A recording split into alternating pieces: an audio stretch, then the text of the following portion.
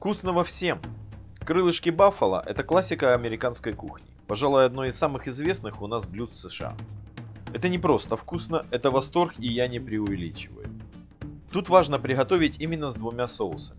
Часто у нас называют крылышки баффало жареные крылышки в красном соусе. Нет, крылышки баффало – это обязательно два соуса. Красный, сладковатый, покрывающий обязательно хрустящие жареные крылышки, ни в коем случае не тушеные, и белый, дип-соус баффало, терпкий, солоноватый, сырный. Только в союзе этих соусов появляется настоящее удовольствие. Я бы даже сказал нирвана вкуса. Ингредиенты условно можно, как и приготовление, разделить на три группы. Жарка крылышек. Тут нам нужны растительное масло для фритюра, крылышки куриные, мука и паприка. Для красного соуса острый томатный соус чили. Их сейчас великое множество, берите поострее. К слову, даже ребенок в итоге не найдет остроты, но об этом попозже. Сливочное масло, мед, немного крахмала. Для дип-соуса сметана, майонез, сыр с голубой плесенью, немного молока, хотя оно и не обязательно. Чеснок, сок лимона и соль и черный молотый перец. Так как у нас в основе лежат три этапа, так и пойдем. Сначала приготовим дип-соус баффало, чеснок нарубим мелко, очень мелко, и желательно не давить его через пресс.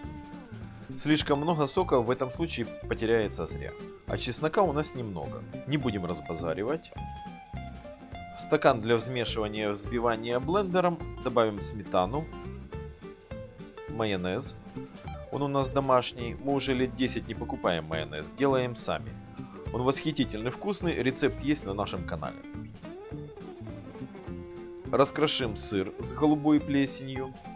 Я предпочитаю в этом рецепте рокфор или горгонзолу. Они по мне тут восхитительные, но подойдет любой сорт этого сыра. Добавим молоко. Добавляем чеснок. Выдавим сок из полулимона. Удобно это делать специальной давилкой, можно и чайной ложкой, а в худшем случае использовать магазинский лимонный сок. Где-то 2 с небольшим полных столовых ложки получилось. Подсолим, поперчим по паре щепоток. Вообще соли в этом блюде мало. Соленость придает сыр, и этого будет вполне достаточно. Блендером забьем все в однородную массу. В основном речь о растворении сыра и смешении всех составляющих.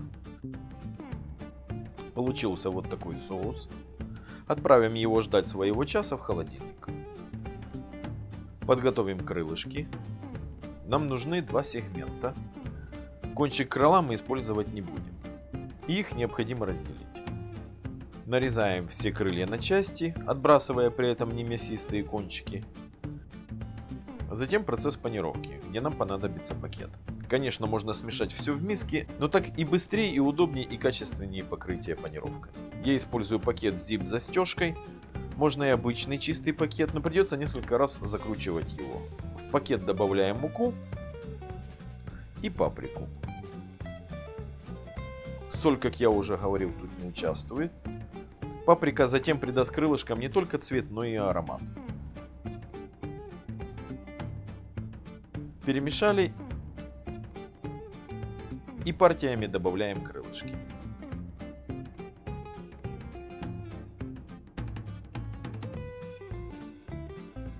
Потрясли немного.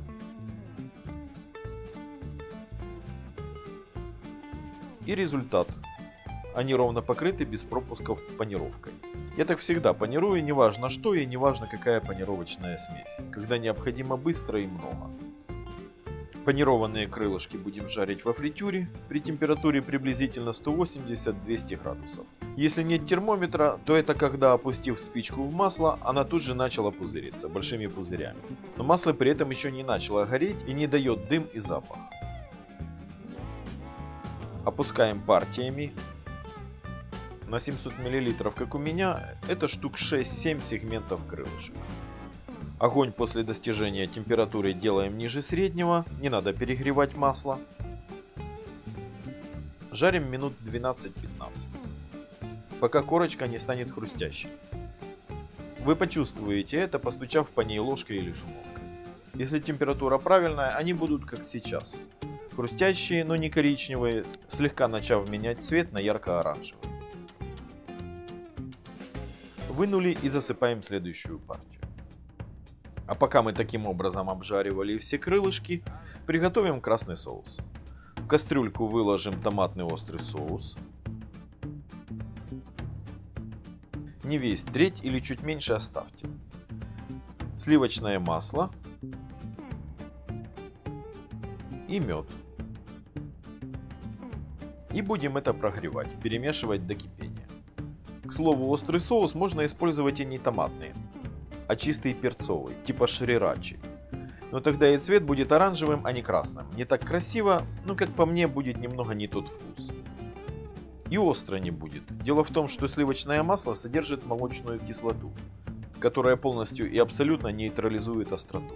А вот хитрость для организма, он не поймет, что это не остро. И так как острая пища активизирует пищеварение, будет хотеть еще и еще. Это один из факторов, помимо восхитительного вкуса этого чуда, почему вы не остановитесь есть, пока не съедите все подчистую. Соль не добавлять. Довели до кипения и варим 5 минут на очень слабом огне, еле булькая. Пока варится, смешаем оставшийся соус с крахмалом. Это быстро. Хотя поначалу крахмал и будет браться комками. И через 5 минут добавляем этот крахмальный соус. Кипятим еще 5 минут, помешивая. И все, соус готов. Отставьте его в сторонку, он должен быть горячим. А почему горячим? Потому что пока мы жарили крылышки, часть из них успела остыть, но не потеряла еще хрустящести, назовем это так. И смешав их с горячим соусом, мы, во-первых, вернем температуру, во-вторых, сделаем это непосредственно перед подачей. Крылышки будут с хрустящей корочкой, но она не успеет размокнуть. Хрустеть должно обязательно. Смешали и подаем. Обязательно сервируя с дип-соусом. Это просто нет слов, как вкусно. Хрустящие ароматные крылышки, покрытые сладковатым томатно-перечным соусом. Опускаете обязательно в макательный дип-соус, по вкусу солоноватый, терпкий, с чесночно-молочными нотами. И вы отправляетесь в страну восхитительного удовольствия. Такова американская кухня, тут практически нет блюд с одним вкусом, традиционно смешиваются совершенно разные вкусы, чтобы получить максимум удовольствия. Это самое любимое блюдо у нас на праздник. На каждый день это было бы слишком калорийно. Почти 200 калорий вроде бы и немного, но не получается съесть по чуть-чуть. Если это блюдо на столе, будете есть только его и пока не закончится. А потом жалеть, что его было мало. Enjoy your meal! Или приятного аппетита и наслаждения! А мы ждем вас на нашем канале Корчма. Подписывайтесь и будьте здоровы!